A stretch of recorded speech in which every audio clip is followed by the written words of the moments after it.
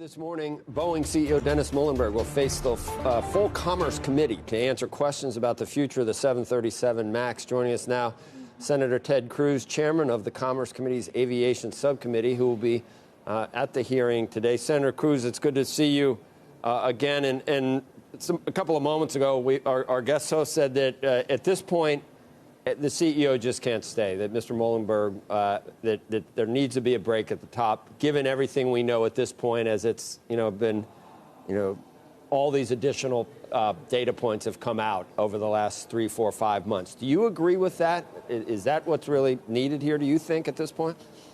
Well, I think that's a question for Boeing shareholders and for their board to decide, but I do think it is important that there be real accountability.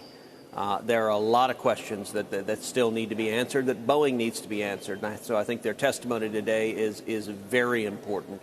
Number one, retrospectively, looking backwards, what went wrong? How was this plane designed with this new system, the so-called MCAS system, that adjusts the tilt of the nose downward? How was it designed without safety mechanisms to prevent the tragic accidents that happened not once but twice? How was the regulatory system designed? What were the incentives within the regulatory systems to sign off on this change that caused so much danger?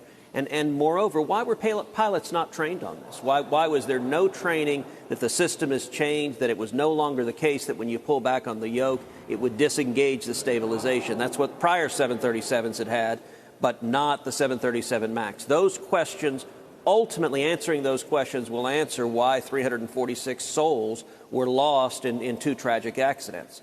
Going forward, we need to ask, how can we prevent this from happening again? What needs to change, either at Boeing or in the FAA oversight, to make sure this doesn't happen again? That's the other question, and that's the FAA. And with all the budget constraints in Washington, and especially from people like you, Senator, and the GOP, you want to watch every penny. So suddenly the FAA farms out some of their duties to the company that they're looking at in terms of judging whether there's safety. What do you do? Does it need more funding? Does it need to be more effective? Does someone need to resign from the FAA? I mean, what happens there? Look, I think those are all questions that the committee is examining.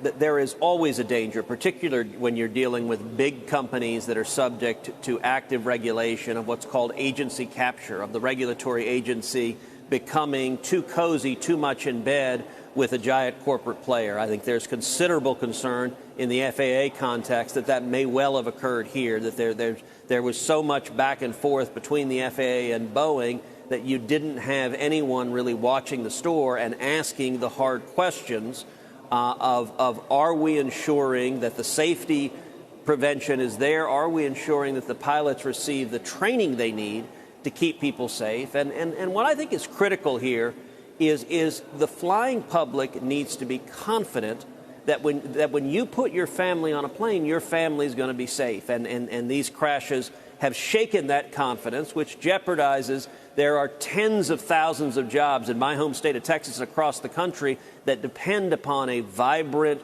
successful aviation industry. And if the confidence of the flying public is shaken, that's a real problem. Will this have a favorable outcome, do you think, Senator? And by that I mean the engines were moved in the interest of saving fuel and emissions and everything else. And the previous version of the 737 MAX, I don't think needed an MCAS system. Is it down the road someday going to be completely airworthy, where everyone will say goodbye to if they're sending their family off somewhere, and not in the back of their mind there won't be the slightest question that this isn't a safe aircraft? Look, I very much hope so. I think that's a real objective for Boeing, to get these planes back in the air. But to do that, they've got to be able to convince people that they're airworthy, that their families are going to be safe. I know I have heard from a number of airline CEOs that they have high confidence in the safety of the planes, and it is still the case that it is safer to get on an airplane and fly somewhere than it is to drive to the airport in your automobile, and that safety is important.